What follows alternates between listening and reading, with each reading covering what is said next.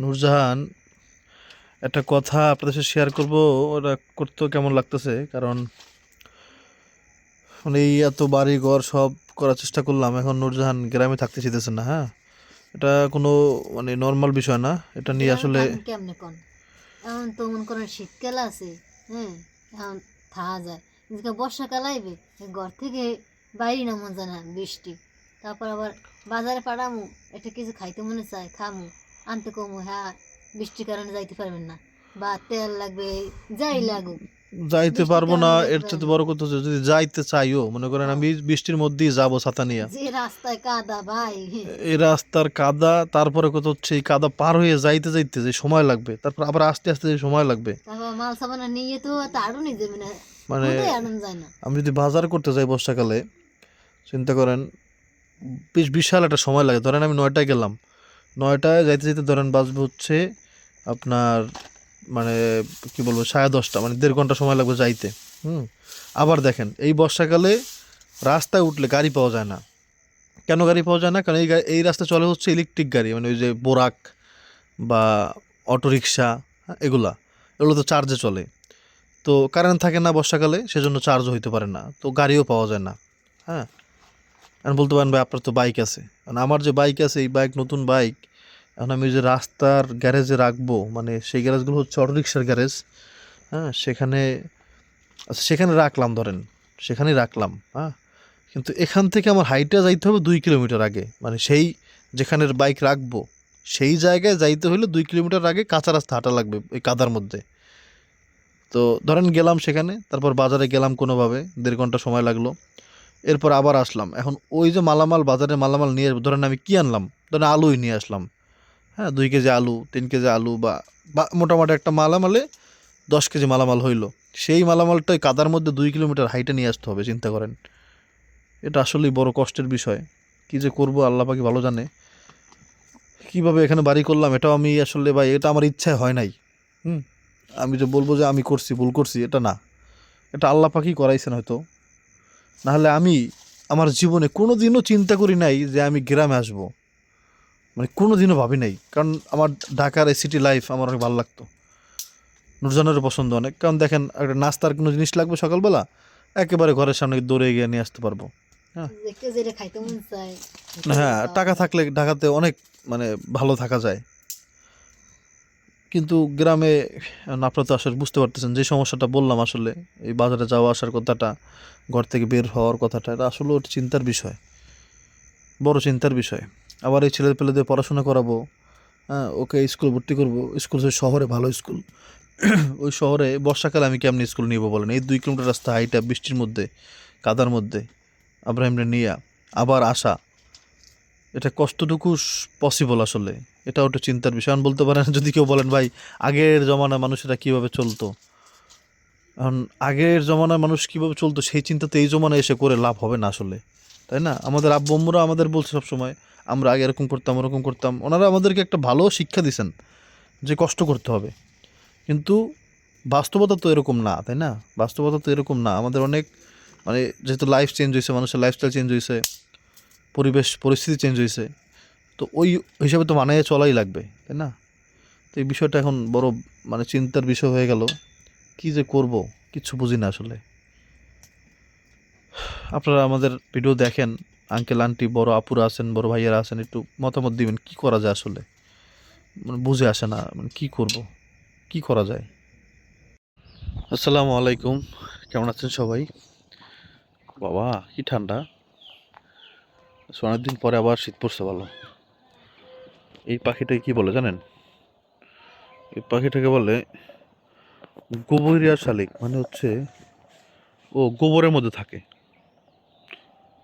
অনেকদিন পরে দেখলাম রে, গোবরিয়া শালিক। হ্যাঁ টাইসন, তুই বলে দুষ্টিম করো।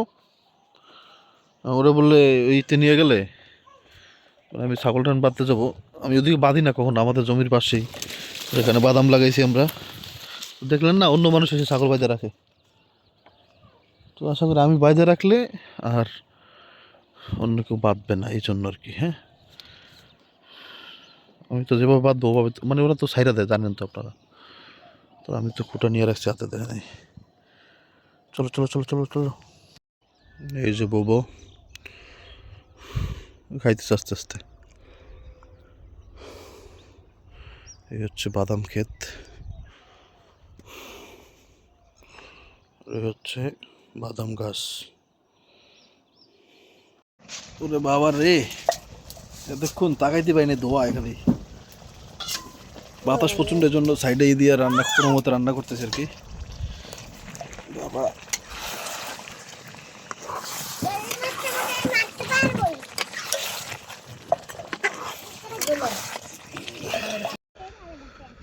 আলহামদুলিল্লাহ আমাদের মালবেরি গাছে এবার যথেষ্ট পরিমাণে ফল ধরছে। দেখেন এগুলো কিন্তু সব ফল, মানে আমি গাছের একটা ডাল কেটে দিয়েছিলাম বেশ কয়েকবার, তো দেখেন হ্যাঁ ফুল, আবার আমি বলতেছি ফুল, মানে কত পরিমাণ ধরছে দেখেন। ডাল নাই কিন্তু বেশি এই গাছটাতে, দেখেন ডালই নেই, কিন্তু যাই আছে সেই ডাল কিন্তু ভরে গেছে একবারে। হ্যাঁ এই দেখেন, যেদিকে দেখবেন গাছের কোনা কাঞ্চি সব জায়গায় মালবেরিতে ভরে গেছে।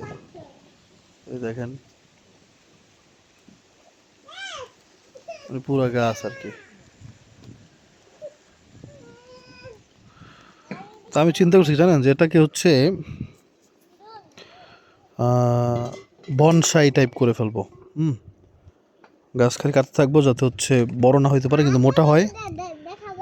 এটার ফল কি পরিবর্তন হবে? কারণ আমাদের এই মালবেরি গাছটার ফল কিন্তু আব্রাহিম সরোখান থেকে ছোট ছোট, এরা কিন্তু অনেক বড় জাতের আছে, তো সেটার সাথে কলম বা কিছু একটা করতে হবে আর কি ইনশাআল্লাহ। তবে এইরকম পরিমাণে যদি হয় তাহলেও সমস্যা নেই। শীতকালে এটার ফল বেশি হয় রমজান মাসের আগে, কারণ রমজান মাসে দেখছি গাছ ভরে যায়। আর অন্য অন্য মাসেও হয়, এটা 12 মাসই, কিন্তু হচ্ছে তখন পরিমাণে কম হয় আর কি। আমি এটা চিন্তা করছি এবার মালবেরি যদি বেশি হয় এটা দিয়ে হচ্ছে একটু জেলি বানাবো। জেলি মানে জ্যাম আর কি, ফ্রুট জ্যাম আছে না, সেটা দিয়ে বানানো সম্ভব। আমি তো মানে ওটা কেমনে বানায় রেসিপি দেখছি আমি, আঙুর দিয়ে কেমনে বানায়, তা আঙুর দিয়ে যদি বানানো সম্ভব তাহলে এটা দিয়েও সম্ভব। তো এটা কিন্তু একটা আলাদা ফ্লেভার আছে, সেই ফ্লেভারটা ওই জ্যামে পাওয়া যাবে ইনশাল্লাহ। চেষ্টা করব, আগে হোক পরিমাণে। দেখেন এই গাছটাতে আলহামদুলিল্লাহ আমি কোনো সময় কোনো কিছু দেখাই না, তো আজকে একটু দেখাচ্ছি আর কি। আরে ফোকাস হও, একটু ফোকাস হও, ফোকাস হচ্ছে না কিন্তু দেখেন মানে গাছের কোনা কাঞ্চি সব ফলে ভরে গেছে।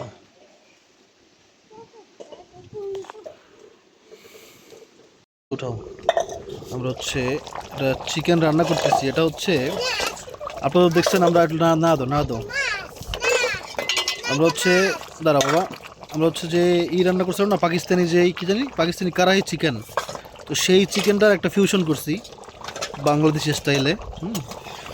তো এটা আশা করি মজা লাগবে ইনশাআল্লাহ। রান্না প্রায় শেষ, খেয়ে দেখবো না। এটা কড়াই চিকেন না, কিন্তু ওটা রেসিপির সাথে মানে ফিউশন আর কি। হ্যাঁ বাংলাদেশি স্টাইল করছি, দেখবো এটা কেমন লাগে। ক্ষুধা লেগেছে? আচ্ছা হয়ে গেছে বাবা। আলো নাই বলে দেখাতে পারছিস না, এটা কালার যে কত সুন্দর হয়েছে। আর তেলটাও বেরিয়ে যেতেছে সাইড থেকে। তো রান্না প্রায় শেষ। দেখো কি করতেছে, দেখো মানে কালারটা দেখতে পাচ্ছেন না, কারণ হচ্ছে চারদিক থেকে আটকানো, তো মানে কি বলবো, এটা আলো পড়ে না আর কি এখানে, এই জন্য এমন লাগতেছে দেখতে।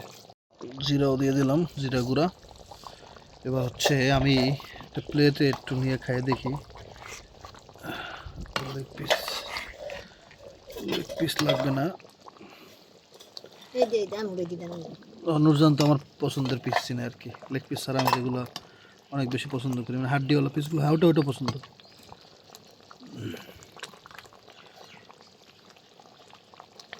জল দাও, আর লাগবে না, জল দাও।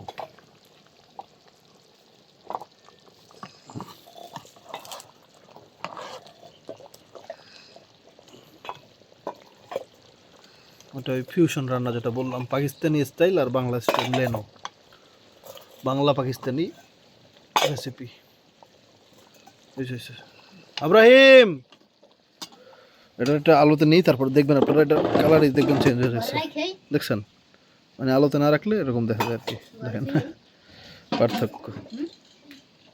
বাতাস সাথে গরম গরম তরকারি আর ভাত। দেখেন হ্যাঁ বাবা, বন্ধ করুন। দেখেন পুরো জায়গায় জাল দেওয়া, সে এই জায়গা দিয়ে আমরা একটু হাঁটাচলা করি তো, একটু জায়গা মানে ফাঁক রাখি, সেই ফাঁক দিয়ে সেই জায়গায় চলে গেছে। চিন্তা করেন তো কত বড় রিস্কের ব্যাপার, দেখেন তো আল্লাহ। দেখছো দেখতে পারি না দেখছো তোমার ভাই হয়ে গেছে। হ্যাঁ? এই জাল সব জায়গায় জাল দেওয়া দেখেন, হ্যাঁ মানে এই জালের একটুখানি ফাঁক, মানে আমরা তো পুকুরে যাওয়া লাগে, এটা তো বুঝেন, মানে সেই ফাঁকা সে খুঁজে বাইর করছে। হ্যাঁ মানে যেই দেখ সেদিকে যাওয়া যায় না, হাঁটতে হাঁটতে হাঁটতে হাঁটতে হাঁটতে হাঁটতে তুই কোনা দিয়ে তারপর ঢুকছে যায়। তব কাম দে